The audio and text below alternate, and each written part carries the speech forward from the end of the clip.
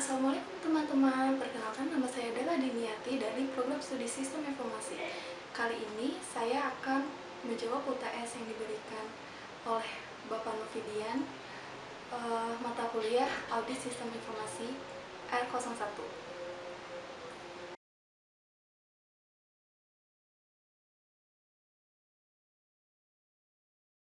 Saya akan mendefinisikan tentang pengertian audit sistem informasi menurut Ron Weber. Menurut Ron Weber, audit sistem informasi adalah proses pengumpulan dan penilaian bukti-bukti untuk menentukan apakah sistem komputer dapat mengamankan aset, memelihara integritas data, dan dapat mendorong pencapaian tujuan organisasi secara efektif dan menggunakan sumber daya secara efisien. Pengamanan aset di sini merupakan aset informasi suatu perusahaan seperti perangkat keras atau hardware, software, sumber daya manusia. File data harus dijaga oleh suatu sistem pengendalian internal yang baik agar tidak terjadi penyalahgunaan aset perusahaan. Yang kedua, menjaga integritas data di sini adalah salah satu konsep dasar dan keakuratan. Jika integritas data tidak terpelihara, maka suatu perusahaan tidak akan lagi memiliki hasil atau laporan yang benar. Bahkan perusahaan dapat mengalami kerugian. Yang ketiga, ada efektivitas sistem.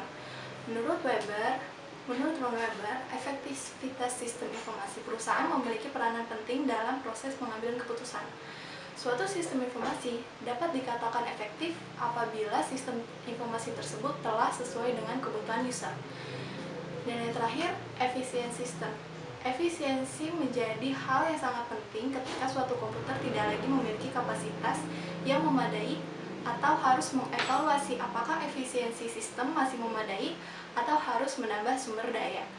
Karena suatu sistem dapat dikatakan efisiensi jika sistem informasi dapat memenuhi kebutuhan user dengan sumber daya informasi yang minimal.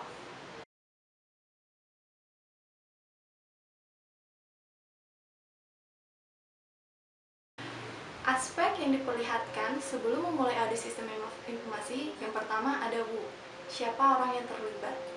Sebelum melakukan audit sistem informasi, perusahaan harus memilih orang-orang atau pihak-pihak yang akan terlibat dalam proses kegiatan audit sistem informasi ini. Tidak sembarangan orang bisa terlibat dalam proses ini.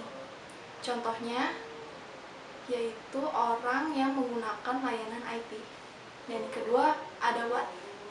Teknik apa yang digunakan? Setelah mengetahui siapa saja pihak yang terlibat, perusahaan harus mengetahui apa teknik yang akan dilakukan. Teknik auditing terbagi menjadi 13 dan masing-masing teknik tersebut memiliki fungsinya masing-masing. Contohnya, saya akan mengambil teknik audit database. Perusahaan atau suatu instansi yang memproses transaksi atau aktivitas bisnisnya menggunakan program komputer yang harus diaudit database-nya. Kenapa?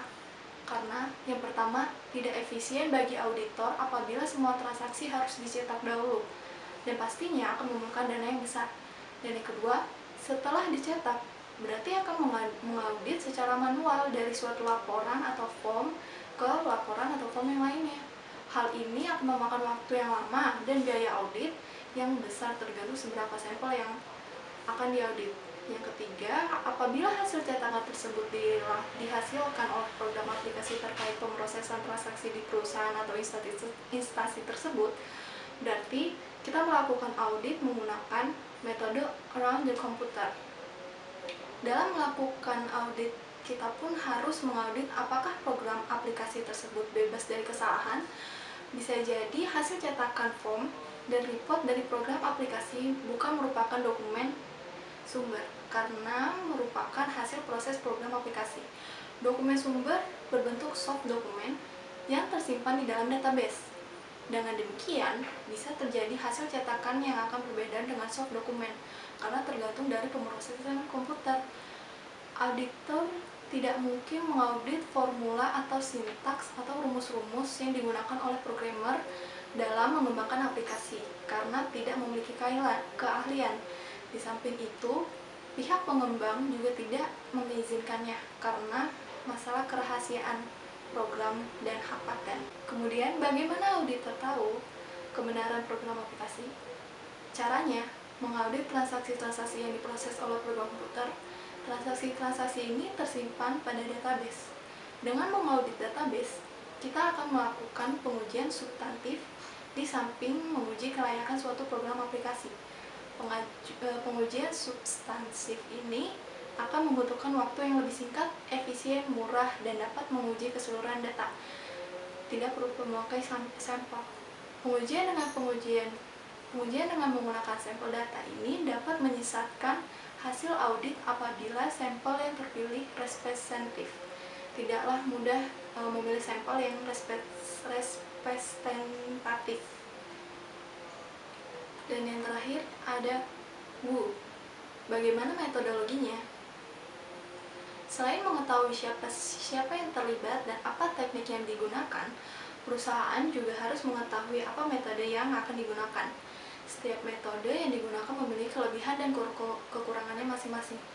Menurut Weber, metode audit meliputi auditing around the computer, auditing through the computer, dan auditing with the computer. Pertama, auditing around the computer. Metode audit yang memperlakukan komputer sebagai black box, yaitu metode yang tidak menguji langkah proses secara langsung, tetapi hanya berfokus pada masukan dan keluaran dari sistem aja. Kelebihannya, metode ini memungkinkan pelaksanaan audit menjadi lebih sederhana dan mudah dipahami oleh auditor baru yang memiliki pengetahuan yang minim. Kelemahannya, dari metode ini, jika lingkungannya berubah, maka sistem juga memiliki kemungkinan untuk berubah dan perlu menyesuaikan sistemnya lagi, sehingga auditor tidak bisa menilai apakah sistem masih berjalan dengan baik atau tidak. Yang kedua, ada auditing through the computer. Metode ini merupakan metode audit yang berorientasi pada komputer dengan membuka black box dan secara langsung berfokus pada operasi pemrosesan dalam komputer.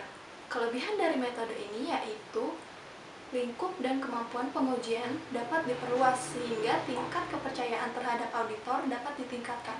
Kekurangannya, metode ini membutuhkan biaya yang cukup tinggi untuk pelatihan pemahaman sistemnya karena membutuhkan keahlian teknik yang lebih mendalam untuk memahami cara kerja sistem.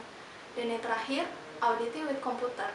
Metode audit dengan menggunakan komputer sendiri untuk membantu melaksanakan langkah-langkah audit dan membantu dalam pengujian ketataan.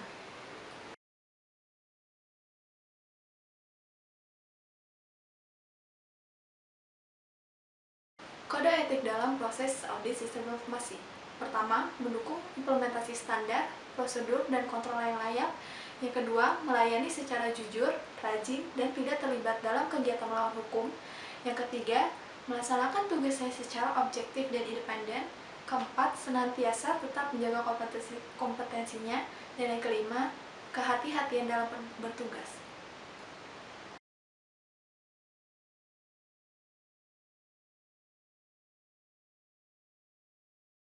Tipe penyalahan komputer terbagi menjadi dua, yaitu yang pertama, ada penyalahgunaan komputer yang melanggar hukum dan merugikan orang lain.